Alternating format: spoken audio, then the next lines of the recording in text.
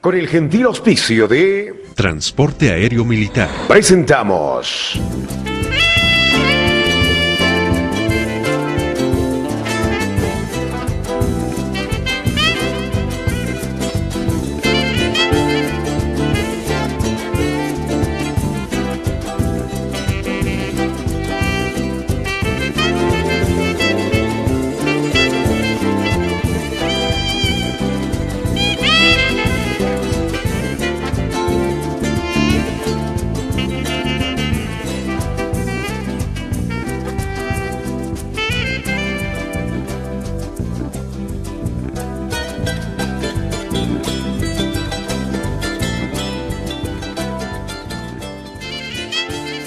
Negar a las personas sus derechos humanos es cuestionar su propia humanidad.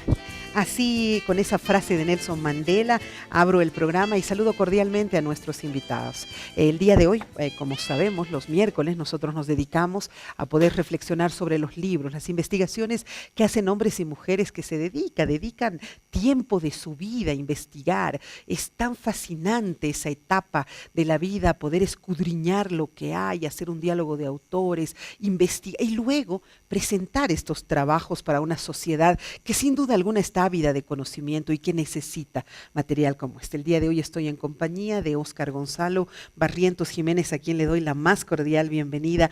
Un libro fantástico, trabajado con expertos, introducido por Iván Sandro Tapia, boliviano, pero además presentado por Jorge Isaac Torres del Perú y Damián Armijos del Ecuador. Titula Disquisiciones sobre Derecho Constitucional Interamericano. El doctor constitucionalista Óscar está con nosotros. ¿Cómo estás, Óscar? Qué gusto. Encantada de conocerte. Muchas gracias. ¿Cómo está, Verónica? Estoy muy grato de estar acá en el canal. Y pues bueno, realmente hablar de este tipo de investigaciones para mí es un honor y un placer porque al final es un trabajo de mucho tiempo, ¿no? ¿Qué son las disquisiciones sobre Derecho Constitucional Interamericano? Bueno, en sí las disquisiciones sobre derecho constitucional interamericano vienen a reflejar una serie de temáticas relacionadas a derechos humanos, a género, a justicia constitucional, a justicia interamericana, a derechos económicos, sociales y culturales, a tecnologías de investigación y comunicación como es el Internet, y todo relacionado obviamente a los derechos humanos, al derecho constitucional, y cierra un poco el libro en la investigación tal vez más importante, donde yo abordo la denuncia del gobierno venezolano a la Convención Americana sobre Derechos Humanos y cuál es su implicancia para Latinoamérica. Interesante. Ahora, cuando empiezas a abordar todo lo que es Latinoamérica, yo te hago una pregunta básica, no soy abogada. ¿Son similares nuestras constituciones? ¿Nuestras constituciones tienen semejanzas? Porque somos países con historias muy similares. ¿Nuestras constituciones también son así?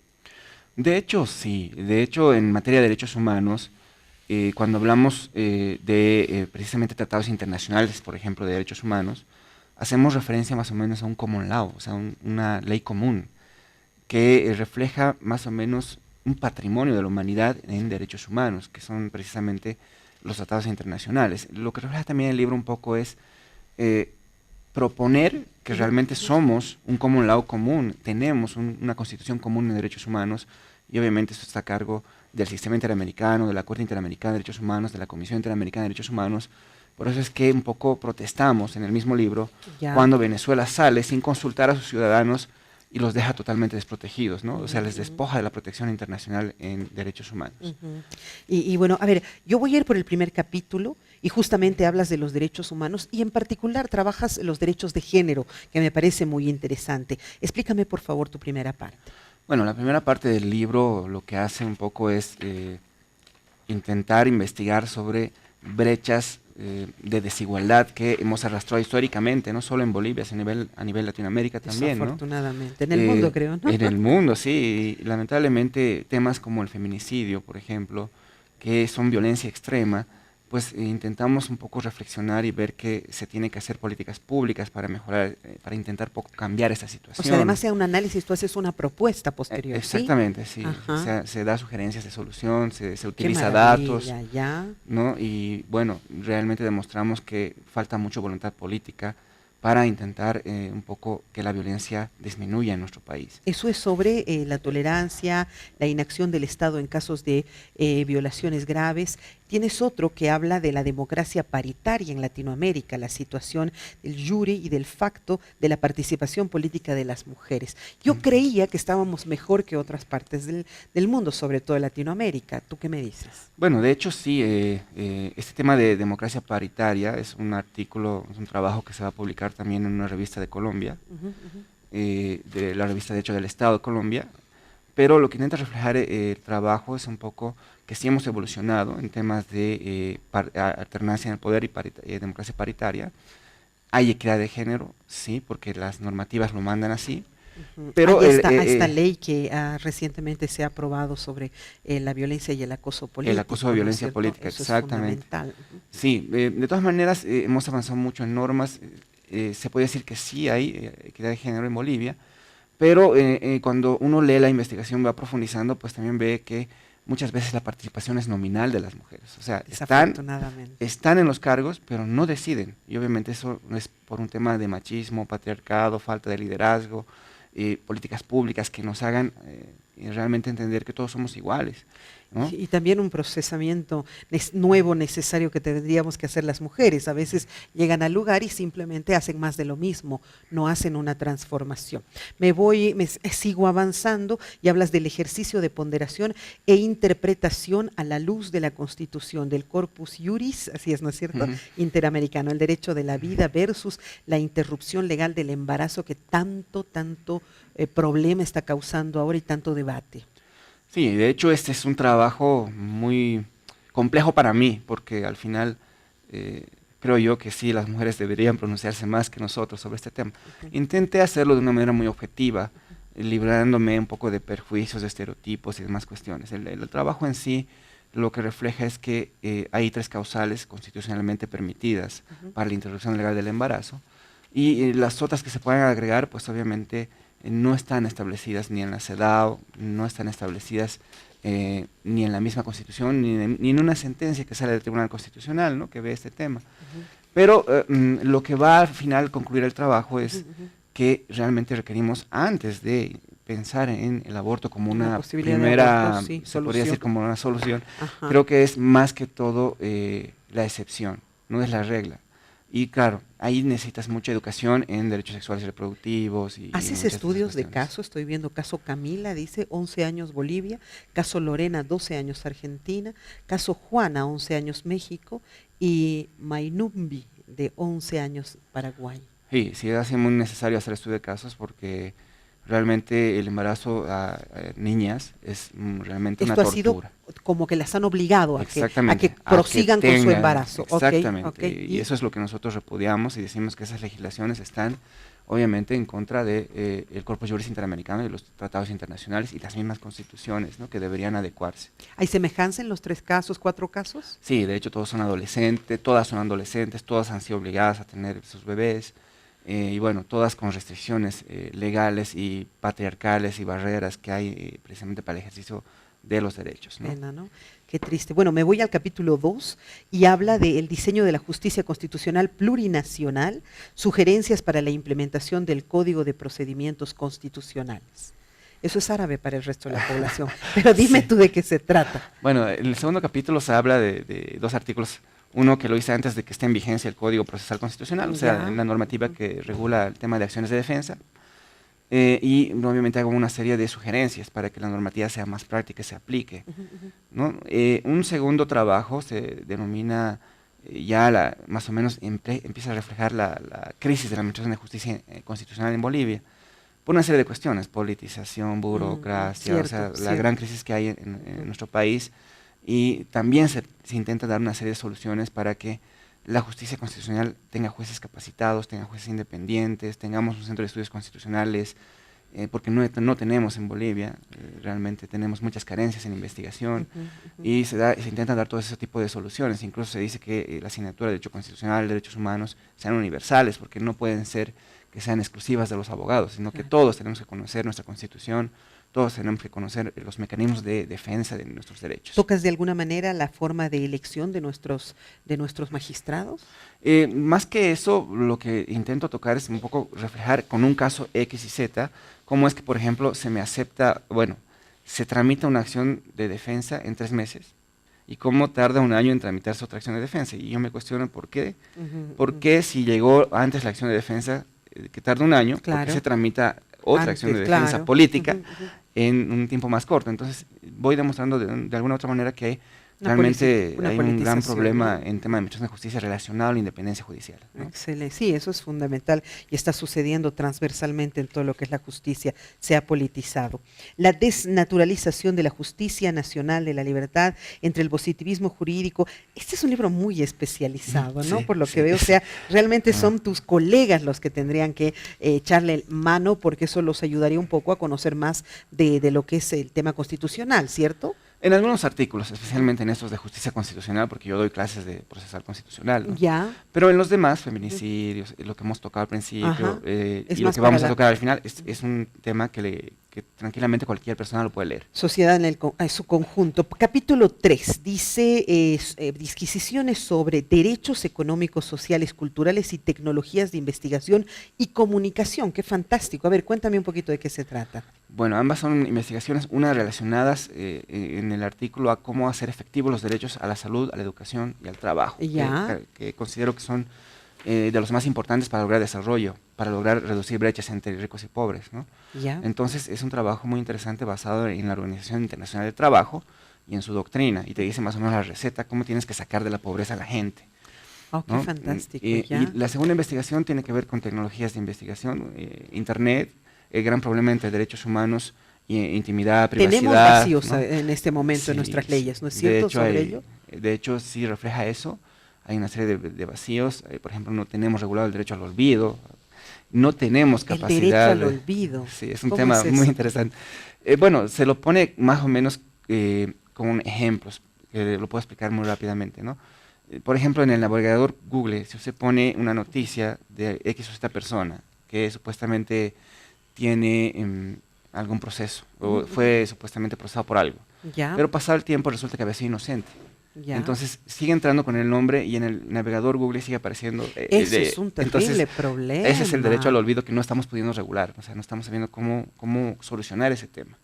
Y claro, o sea, no existe la normativa para decir después de tanto tiempo esto se... Y es verdad, uno entra, pone un nombre y a veces sale una causa que ya ha pasado muchísimo tiempo, la persona ya la ha subsanado todo, pero sigue saliendo por la noticia que se generó en un periódico de Sucre, ¿no es cierto? Y que sigue saliendo ahí la noticia. Exacto, es más o menos realmente más que norma, es ver si tenemos la capacidad para intentar frenar estas cosas o corregirlas.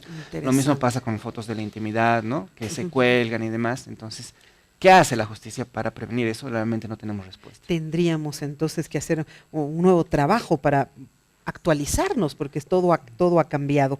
Vulneración de la libertad de expresión.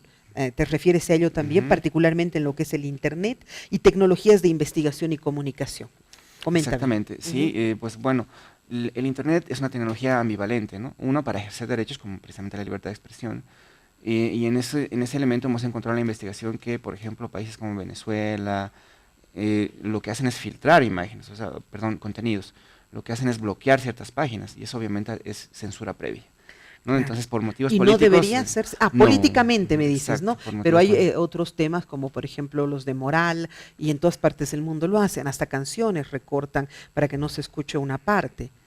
De hecho, todo tiene que ser proporcional, ¿no? O sea, la restricción de derechos lo dice ya la Comisión Interamericana de Derechos Humanos en su informe de Internet y Libertad de Expresión, que también utiliza mucho, pues dice que tiene que ser proporcional, ¿no? Siempre y cuando no vulnere otro tipo de derechos y demás cuestiones, pero no tiene que ser por motivos políticos, ¿no? O sea, porque estás criticando la gestión de un gobierno, porque estás un poco protestando.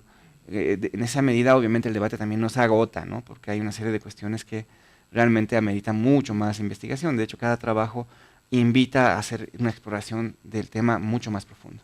Cierto, toda la razón. Me voy al capítulo 4 y ya te haces una referencia muy precisa sobre desapariciones forzadas, hablas de Ibsen Cárdenas e Ibsen Peña versus Bolivia, me imagino que son procesos internacionales que se están llevando adelante, un delito pluriofensivo, un delito permanente, un delito de lesa humanidad, un delito que afecta la integridad física y psíquica de los familiares. Coméntame por qué haces referencia a este caso. Bueno, esta ha sido una investigación inspirada en este gran líder, Marcelo Quiroga Santa Cruz, Sí. que lamentablemente hasta ahora no aparece su cuerpo. Y lo que se ha intentado hacer en el trabajo es recordar a los estudiantes universitarios, a la gente joven, lo mucho que ha costado tener democracia, recordar esos años, esas páginas negras de la historia boliviana, donde obviamente en una serie de dictaduras pues se cometieron desapariciones, torturas, tratos crueles, inhumanos, degradantes. Mucha gente hasta ahora sigue sufriendo por no saber dónde están sus parientes, ¿no? ¿no? Entonces, y obviamente utilicé mucho estos casos que están ante la Corte Interamericana de Derechos Humanos, donde fuimos sancionados 3 veces, por si acaso, en Ibsen Cárdenas y Ibsen Peña, Ticón Estrada, Trujillo Orosa, todos por desaparición forzada. Fuimos sancionados 3 veces. Fuimos sancionados. ¿Y ha habido alguna respuesta de la justicia boliviana ante ello? Bueno, lo que se está haciendo ahora es intentar un poco establecer las comisiones de la verdad, ¿no? A través ya de una normativa que esperemos empiece de una vez a funcionar y intentemos hacer algo por esa asignatura pendiente que tenemos con la historia y la democracia, ¿no? Ya. Desclasificación de archivos y una serie de cosas, ¿no? Pero lo que intenta hacer el artículo es recordar realmente lo que pasó para no olvidarnos, porque no tenemos que olvidarnos que realmente hubo días en que amanecíamos y estábamos en total indefensión, no teníamos garantías, no teníamos derechos, podían tomarnos presos cualquier momento, o sea, no había debido proceso, no había jueces, o sea, y ahora no valoramos todo eso, ¿no? Y no lo valoramos, no por eso el libro intenta recordar esa página de la historia. Qué bueno, qué lindo. Ese es el capítulo 4, nos vamos directamente al capítulo 5. Bueno, tienes otros abordajes más de temas internacionales, pero me voy a ir directo al capítulo 5 por cuestión de tiempo. Ese es el 4, ¿sí? Hasta ahí termina. Sí. Luego tienes ya un epílogo y las conclusiones, me imagino, Convención Americana sobre Derechos Humanos, el Pacto de San José de Costa Rica, que lo colocas ahí como anexos íntegro. Me parece fantástico, lo tengo que utilizar justo en una tesis ahora muy pronto. Y bueno, ¿cuál sería tu conclusión final? Este trabajo, ¿a quiénes deberían llevar? En la cabecera de quiénes debería estar. Bueno, muchas gracias nuevamente por la cobertura. De hecho, el trabajo lo que intenta hacer es una protesta a la vulneración de derechos, una protesta a la desigualdad, a la exclusión social, al machismo, al patriarcado, al abuso de poder, al intento de perpetuidad en el poder, al desmontaje de la Constitución con interpretaciones ajenas a ello, a la instrumentalización de los tratados internacionales de derechos humanos para intentar otros fines. Entonces el trabajo va a reflejar de una manera muy crítica, pero también propositiva, porque intentas proponer soluciones, que realmente tenemos que en derechos humanos todos ir hacia un mismo fin. Claro, no podemos retroceder en derechos humanos. ¿Y eso tú es más ves, o menos lo que cómo ves que establece el nuestro libro. país está? ¿Está yendo hacia adelante o está dándole una retrocedida acelerada, como en algunos temas está sucediendo, en el tema jurídico? Yo creo que hay muchas asignaturas pendientes, ¿no? Y esto pasa por, uno, la excesiva utilización de la política. Claro. Creo que tenemos muchos políticos, pero pocos técnicos. Y eso es lo que nos está dificultando al momento de garantizar derechos. Porque ¿cómo garantizas derechos? A través de políticas públicas, pero también a través de la asignación de recursos. Entonces, si hubiera realmente esas políticas públicas bien diseñadas, o por lo menos mejor pensadas, pues no tendríamos tantas carencias en educación, en salud, no tendríamos tanta violencia. Un país violento, por excelencia, es un país pobre. Definitivamente. Entonces, Para terminar sobre el tema, ¿cuál es tu percepción y tu punto de vista sobre esta última solicitud de artículos inconstitucionales que han presentado los asambleístas, un poco para buscar la reelección del presidente? Yo creo que la experiencia nos ha demostrado, a través de lo largo de la historia, incluso abordando temas de dictaduras, temas de gobiernos también democráticos, que cualquier perpetuidad en el poder es dañina. ¿Por qué? Porque hay mecanismos, ya la Constitución te dice las reglas del juego. Yo creo que no puedes darle como mensaje a los gobernados que vas a dejar de cumplir la Constitución o la vas a querer modificar, porque el mensaje que llega es que entonces nadie va a querer cumplir la Constitución. Y eso obviamente como constitucionalista a mí me preocupa bastante, ¿no? Me preocupa de sobremanera, porque el mensaje que tiene que llegar de las principales autoridades pues, precisamente es que todos cumplamos este pacto que se llama Constitución Política del Estado. Esta Constitución nueva que le hemos estrenado hace poco, ¿para ti cumplía con los objetivos de transformación? ¿Es tan detallada, tan minuciosa? ¿Te parece que es la adecuada para estos tiempos o todavía ha dejado vacíos? Yo creo que es una constitución interesante, que tiene todavía muchos años para intentar hacerse efectiva, porque te garantiza hasta la casilla postal, si lo revisamos. Sí, es detalladísima, no, es realmente impresionante. muy detallada, tiene un catálogo de derechos muy amplio, pero el desencanto y el desencuentro es cuando tú vas a inscribir a tus hijos y no encuentras colegios. Por ejemplo, tienes que hacer filas. Entonces, ¿qué falla ahí? Educación. ¿Qué dice la Constitución? Que Todos educación es primera derecho. responsabilidad financiera. Entonces, ¿por qué no se invierte primero en educación y no en otras cosas? Entonces, encuentras desencuentros, ¿no? Ya, contradicciones muy fuertes. ¿Dónde está a la venta el libro? ¿Dónde lo podemos encontrar? Los abogados que nos están viendo, estudiantes de la carrera de Derecho, aquellos que van a especializarse en constitucionalismo, ¿sí? Así es. ¿Dónde lo encontramos, por favor? Bueno, muchas gracias. El libro va a estar a la venta mañana y pasado en el Colegio de Abogados de La Paz, porque tenemos precisamente las primeras jornadas de Derecho Constitucional, a la cual también extendemos la invitación a toda la gente que pueda participar del evento académico. Están llegando grandes constitucionalistas del país, ¿no? Como el doctor William Herrera, el doctor José Antonio Rivera, el doctor Jorge Asbun van a estar, y va a ser una gran fiesta académica. Se presenta el libro oficialmente y también se va a poner a la venta. Se presenta también otro libro de mi colega, el doctor Alan Vargas, que también se va a poner a la venta. Y va a haber comunicaciones, ponencias, van a participar estudiantes, van a participar otros colegas. O sea, es una fiesta académica mañana. Interesante. ¿A qué hora es mañana eso? Mañana es todo el día, desde las 8 hasta la noche. En el Colegio de Abogados. En el Colegio de Abogados, sí. Ajá. Y obviamente tenemos la cordial invitación porque son las primeras jornadas académicas de Derecho Constitucional, primera vez que se hacen en La Paz, y esperemos que realmente la gente pueda ir. Qué contradictorio, ¿no? Mientras la academia está avanzando, haciendo encuentros y todo, el propio tribunal está en un retroceso y una disyuntiva que no sabe por dónde. ¿Cuánto va a costar el libro?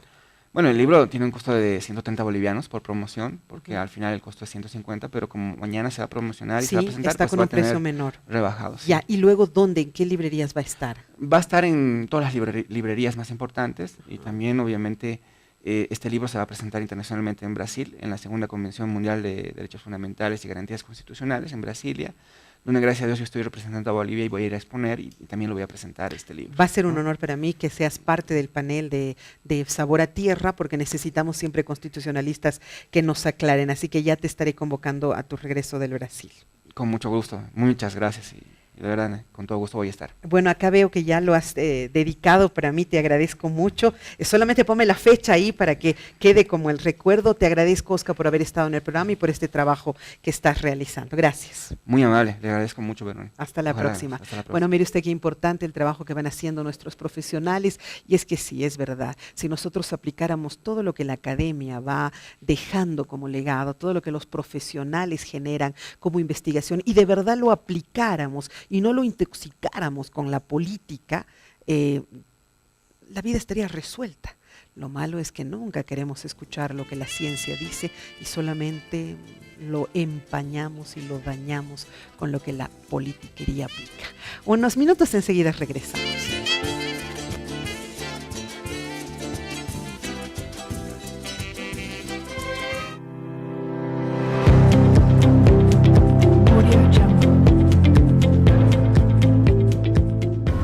Quiero volar y descubrir el nuevo TAM. Con tantos años de experiencia, me gustaría saber qué sorpresas nos traerán. Pronto se descubrirá la nueva forma de volar. Prepárate.